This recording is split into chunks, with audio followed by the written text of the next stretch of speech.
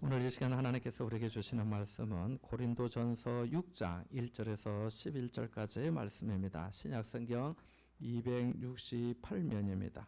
고린도전서 6장 1절에서 11절까지 말씀 함께 보도록 하겠습니다.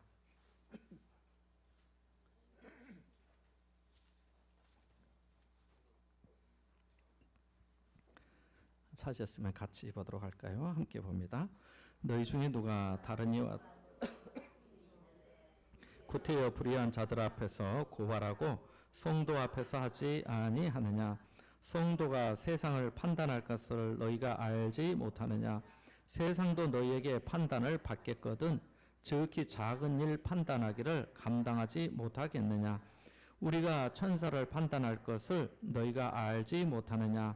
그러하거든 하물며 세상 일이랴. 그런즉 너희가 세상 사건이 있을 때에 교회에서 경히 여김을 받는 자들을 세우느냐?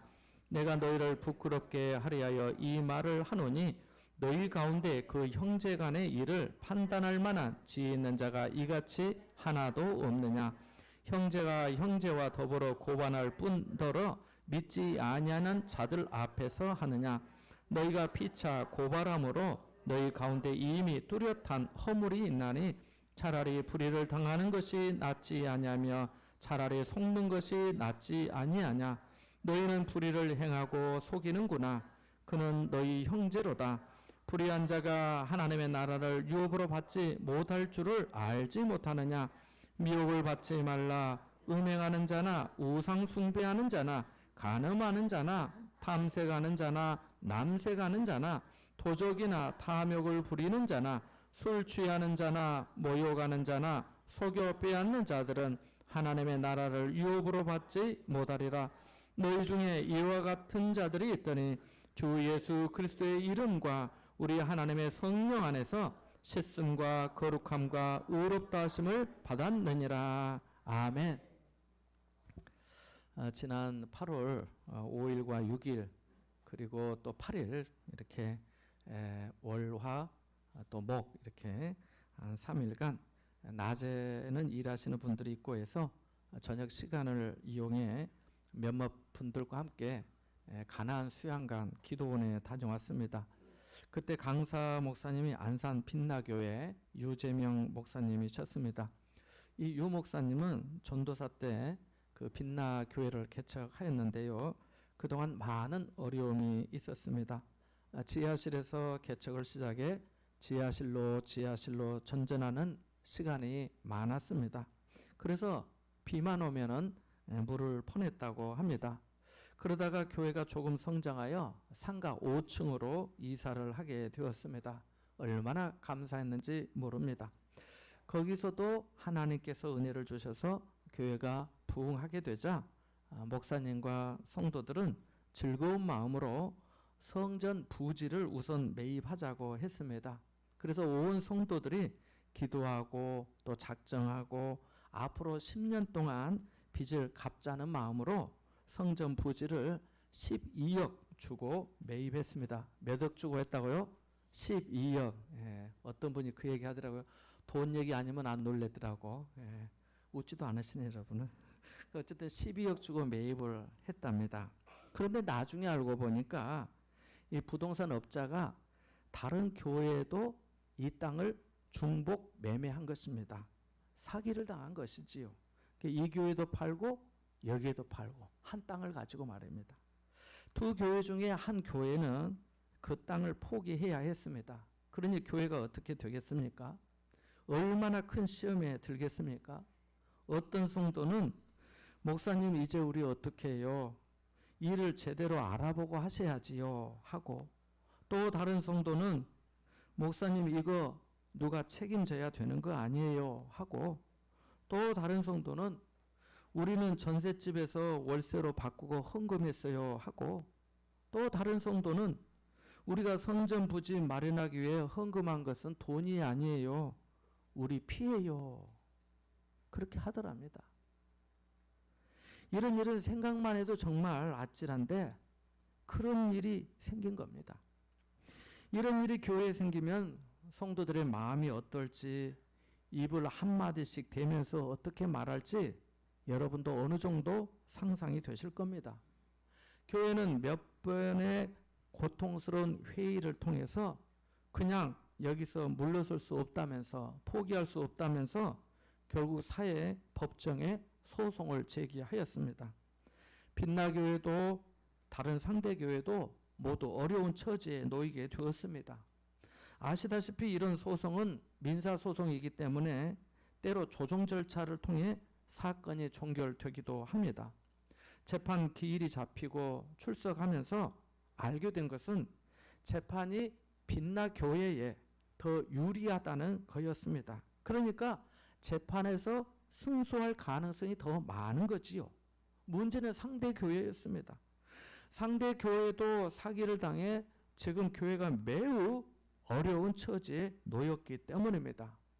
목사님은 이대로 밀고 나가기만 하면 승소하여 성전 부지도 되찾을 수 있고 교우들의 원망도 그나마 어느 정도 해소할 수 있을 것이라는 생각이 들었습니다. 이런 생각 중에 계속 기도를 하는데 목사님 마음에 우리가 포기하자. 이것을 하나님이 더 기뻐하실 것 같다는 생각이 들더랍니다. 그래서 교인들에게 그동안 진행된 재판 절차를 이야기하고 목사님의 뜻을 얘기했습니다. 성도들 중에 그게 말이 됐느냐고 하는 사람도 있었지만 그래도 하나님의 은혜 가운데 온 교우들이 목사님의 뜻에 따라 그 땅을 포기하기로 하였습니다. 그렇게 하여 상대 교회가 그 성전 부지를 확보하게 되었고 빛나교회는 일부 금액을 돌려받는 선에서 마무리가 되었습니다. 그렇게 받은 금액으로 지금의 성전 부지를 구입하게 되었는데 더 넓은 땅에 더 훨씬 더 좋은 위치, 더 좋은 곳이었습니다. 이렇게 하여 두 교회 모두 살게 되었습니다. 우리가 주일마다 고린도 전서의 말씀을 계속 배우고 있는데요. 고린도 교회는 세상적인 기준으로 보면 규모도 있고 괜찮은 교회처럼 보였지만 여러 가지 문제로 치료가 필요한 교회였습니다. 무역을 하는 상업 도시여서 물질이 넘쳐나고 지혜와 철학의 수도라고 해도 될 만큼 잘나고 똑똑한 사람들이 넘쳐나는 도시였습니다. 문제는 그러한 세상의 문화와 철학이 교회 안에까지 스며든 것입니다. 이뿐이 아닙니다. 고린도는 우상숭배가 만연한 곳이었습니다. 기록에 의하면 아프로디테의 여신을 숭배하는 신전에는 신전 창기들이 1000명이 있었는데 그 창기들이 신전에 오는 사람들과 성관계를 가지는 그런 문화였습니다. 문제는 이러한 성적인 타락이 교회 안에까지 들어와 일부 성도들 또한 그러한 일을 아무 거리낌 없이 행하였다는 것입니다. 왜냐하면 그들은 자신들이 영적으로 구원을 받았기에 이 몸은, 이 육신은 아무렇게나 사용해도 상관없다고 생각하였기 때문입니다. 이러한 문제만이 아닙니다. 교회 안에서 성도 간에 어떤 문제가 생겼는데 지금의 민사재판과 같은 소송을 세상 법정에 제기한 것입니다. 우리가 읽은 성경에는 구체적으로 어떤 일이었다고 명시되어 있지 않지만 성경학자들은 그 문제가 아마도 돈과 관련된 경제적인 사건이었을 것이라고 봅니다. 이렇게 보는 이유는 8절 말씀 때문입니다. 먼저 8절의 말씀을 한 번 더 읽어볼까요? 같이 봅니다. 시작. 너희는 불의를 행하고 속이는구나. 그는 너희 형제로다. 아멘. 어떻게 말씀합니까? 너희는 불의를 행하고 속이는구나 라고 합니다. 이 말씀이 다른 성경에는 좀 더 실감나게 번역이 되어 있는데요. 한번 들어보시겠습니까? 여러분은 도리어 서로 억울하게 하고 속여 먹습니다. 더구나 교우들끼리 그런 짓을 하고 있습니다. 이렇게 번역이 되어 있어요. 무슨 뜻인지 금방 아시겠지요? 함께 신앙생활하는 성도 간에 서로 억울하게 하고 서로 사기치고 있다는 겁니다. 우리 교회에서는 그런 일이 없는 줄 알고 있습니다만은 어느 교회에서 한 성도가 사업에 긴급한 자금이 필요하다면서 1000만 원만 빌려주면 한 달 후에 곧 변제하겠다는 성도가 있어서 자기에게 있는 것과 또 조금 모자란 것은 또 남에게 또 빌려서 그것을 채워서 1,000만 원을 이 사람에게 빌려 주었습니다. 그렇게 빌려 주었는데 약속한 지 한 달이 지나도 갚지 않고 2달이 지나도 아무 말이 없더랍니다. 그러면 어떻게 되겠습니까? 시험에 들게 되지요. 그러면서도 교회 와서는 아무 일도 없는 것처럼 다른 사람들과 인사도 잘하고 하던 봉사도 잘 하더랍니다. 그래서 제가 1,000만 원을 빌려준 분에게 그대로 어떻게 되었냐고 물어봤더니 그냥 어려운 사람 도왔다고 생각하기로 했어요 라고 하시더라고요. 말씀은 그렇게 해도 본래 그런 목적이 아니었으니까 그 마음이 얼마나 씁쓸하겠습니까? 언젠가 원자력 병원에서 만난 환자분에게서도 이와 비슷한 얘기를 들은 적이 있습니다. 이분도 돈을 빌려 주었다가 돈도 돌려받지 못하고 사람도 잃고 믿음까지 잃게 되었다고 했습니다. 참 안타깝고 교회가 부끄러운 일이었습니다. 오늘 본문의 배경이 이와 비슷한 일입니다. 교회 안에 성도들 간에 어떤 문제가 생겼는데 서로 이 합의가 어떤 이해가 되지 않으니까 그 문제를 세상 법정으로 끌고 간 것입니다. 자기의 억울한 사정을 풀어달라고요. 우리는 지난주일 5장에서 고린도 교회 안에 있었던 근친상 간의 문제에 대해 바울이 얼마나 분노했는지를 생각해 보았습니다. 여러분도 그러하셨겠지만 모든 그리스도인들이 바울의 입장에 공감합니다. 그런데 성도들 간의 소송 문제에 대해서는 별종의 영역에 속한 것으로 보는 경향이 있는 것 같습니다. 그것은 개인 간의 일이고 돈과 관련된 일이기 때문에 교회가 그것까지 어떻게 판단할 수 있겠냐라고 보는 것이지요. 그렇게까지 하는 것은 다소 지나친 것이 아니냐라고 보는 것이지요. 아마 이 편지를 받은 고린도 교회의 성도들도 뭐 이런 문제까지 바울이 간섭하냐라고 했을지도 모릅니다. 여러분, 바울이 성도 간의 소송 문제를 듣고 왜 마음이 상했는지 생각해 보신 적이 있으십니까? 왜 바울이 이 문제를 심각하게 생각했을까요? 결론부터 말씀드리면 고린도 교회의 교인들이 서로에 대해 하나님의 가족으로서 책임지는 데서 실패했기 때문입니다. 근친 사안 간의 음행 문제를 교회가 스스로 판단하지 못한 것처럼 성도 간의 소송 문제 또한 교회가 스스로 정리하지 못하고 해결하지 못했기 때문입니다. 이제 바울의 음성을 들어볼까요? 1절의 말씀을 읽어보겠습니다. 같이 봅니다. 너희 중에 누가 다른 이와 더불어 다툼이 있는데 구태여 불의한 자들 앞에서 고발하고 성도 앞에서 하지 아니하느냐. 아멘.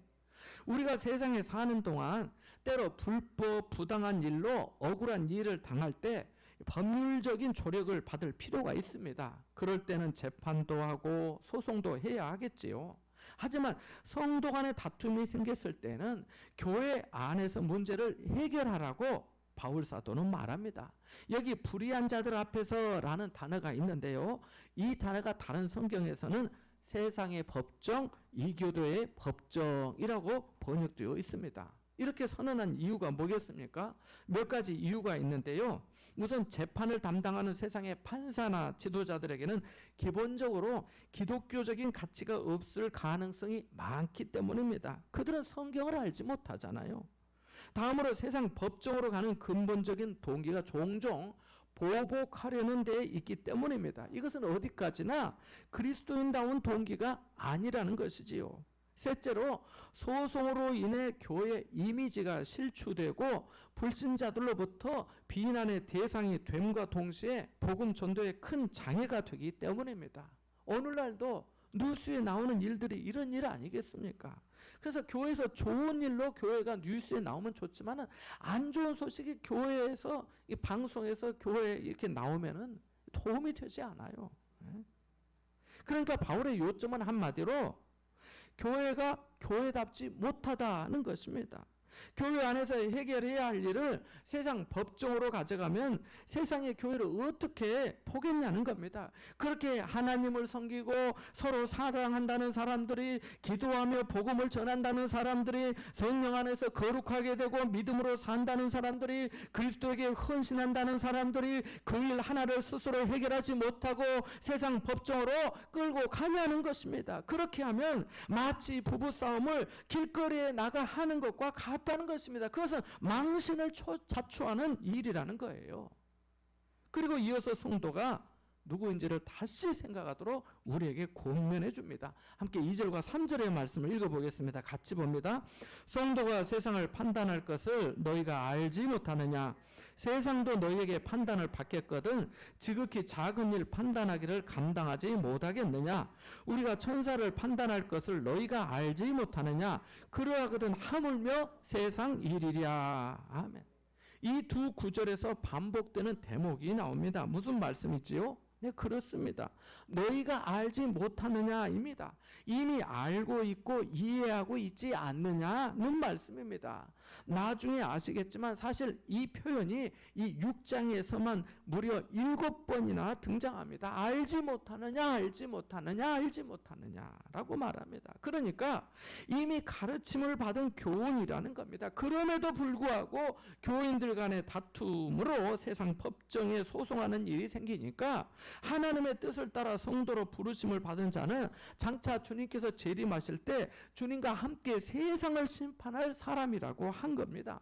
3절에서는 천사들까지도 판단할 것이라고 합니다. 그런데 세상 일, 지극히 작은 일, 이 작은 사건 하나를 판단 못해서 세상 법정에까지 갔냐는 것입니다.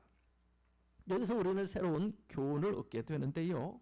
그것은 예수 믿는 사람은 이전과 다른 삶의 방식으로 살아가야 한다는 것입니다. 구약 출애굽기에 보면 이집트에서 노예로 살던 이스라엘 백성들이 하나님이 보내신 모세의 인도를 따라 이집트에서 나오게 됩니다. 홍해 바다를 건너고 광야에서 40년을 살게 됩니다. 그리고 가나안 땅에 들어가서 정착하게 됩니다. 그때 그들에게 주어졌던 것이 무엇인지 아십니까?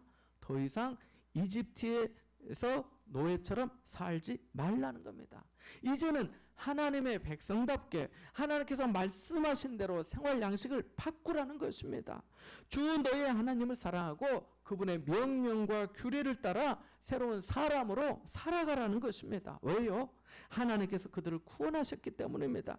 그들을 위해서 놀라운 일을 행하시고 앞으로도 그들을 책임지실 것이기 때문입니다. 예수 믿는 사람도 마찬가지입니다. 예수 믿기 전에는 세상 사람에 속해서 세상 사람들이 사는 방식대로 세상 사람들이 산 목적으로 하는 것을 좇아서 살았지만 이제는 그리스도 안에서 성령으로 인침받았기 때문에 그에 걸맞게 살아야 합니다. 이것이 거듭난 그리스도인의 삶이기 때문입니다. 여전히 세상의 가치와 기준대로 산다면 돼지가 누웠던 그 자리에 다시 눕는 것과 같습니다. 하늘을 바라본다고 하면서 오물 구덩이에서 뒹굴면 안 되기 때문입니다. 바울은 계속해서 이렇게 말합니다. 함께 4절과 5절의 말씀을 읽어보겠습니다. 같이 봅니다.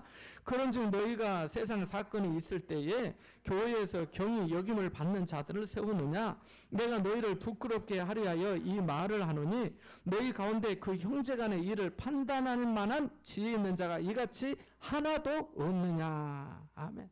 이 대목은 오늘 읽은 본문 중에서 가장 난해한 대목이라 할 수 있는데요. 이해를 돕기 위해서 다른 성경에는 어떻게 번역되었는지 잠깐 소개해 드리는 게 도움이 될 것 같습니다. 이렇게 쓰여 있습니다. 한번 들어보시겠습니까? 그러니 여러분에게 일상의 일과 관련해서 송사가 있을 경우에 교회에서 멸시하는 바깥 사람들을 재판관으로 앉히겠습니까? 나는 여러분을 부끄럽게 하려고 이 말을 합니다. 여러분 가운데에는 교인 사이에서 생기는 문제를 해결하여 줄 만큼 지혜로운 사람이 하나도 없습니까? 이렇게 되어 있습니다. 이 두 구절은 사실 반어법의 형식으로 되어 있습니다. 그래서 이렇게 바꿔 생각할 수 있지요. 성도 간의 일상적인 일로 다툼이 생겼을 때 교회 안에서 그 문제를 해결하지 않고 교회에서 어리석다고 멸시받는 이 바깥 사람들, 세상 사람들을 재판관으로 세웁니까? 여러분은 이런 일을 하고도 부끄럽지 않습니까? 나는 여러분이 이 일에 정말 부끄러움을 느끼기 원합니다. 여러분 교회에 성도 간에 생기는 문제를 해결해 줄 만한 지혜로운 사람이 그렇게 한 사람도 없습니까? 그런 뜻입니다.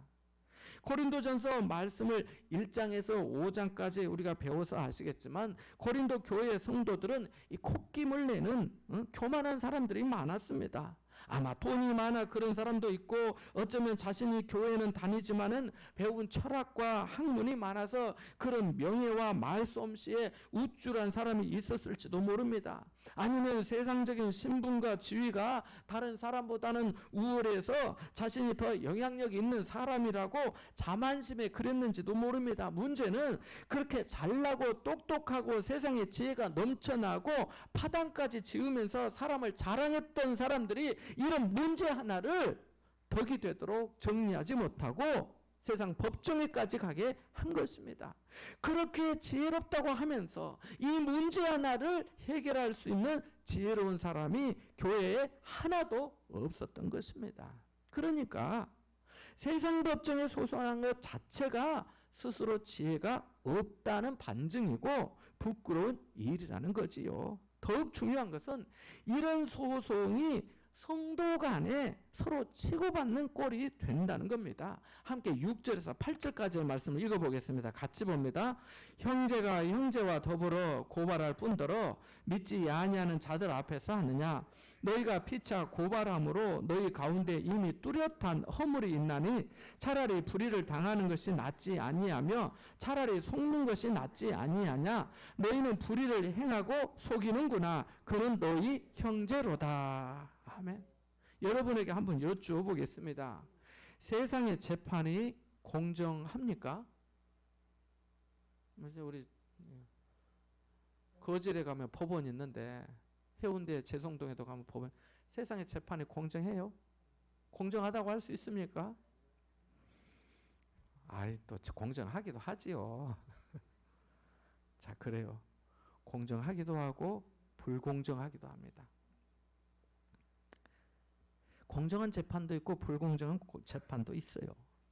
판사가 법과 양심에 따라 재판한다고 하지만 사실은 사람의 재판은 완전하지 않습니다.